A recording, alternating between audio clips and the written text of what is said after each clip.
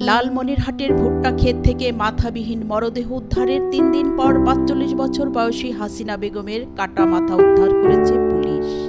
এই ঘটনায় ৪৮ বছর বয়সী তার সতীন মেহেরুন বেগমকে গ্রেপ্তার করা হয়েছে।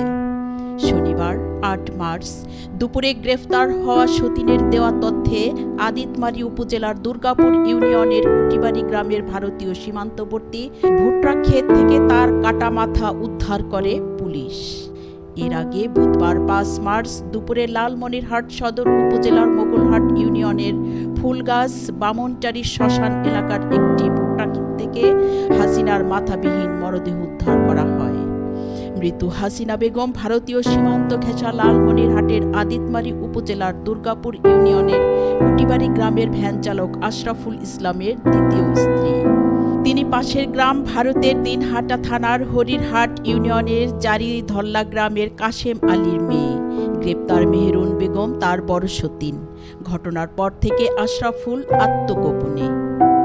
পুলিশ হাসিনার মাথা ও ঘটনার ক্লু উদ্ধারে অভিযান চালায়। অভিযানের অংশ হিসেবে শুক্রবার সন্ধ্যায় মৃত হাসিনার সতীন মেহেরুনের সন্ধান বের করে তাকে পুলিশ হেফাজতে নিয়ে জিজ্ঞাসাবাদ শুরু করে।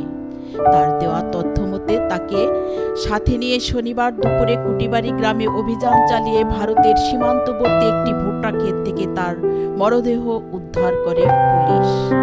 সদর থানা পুলিশের ভারপ্রাপ্ত কর্মকর্তা ওসি নূর নবী বলেন, নিহত হাসিনা বেগমের সতীন মেহেরুন বেগমকে এ মামলায় গ্রেপ্তার দেখানো হয়েছে।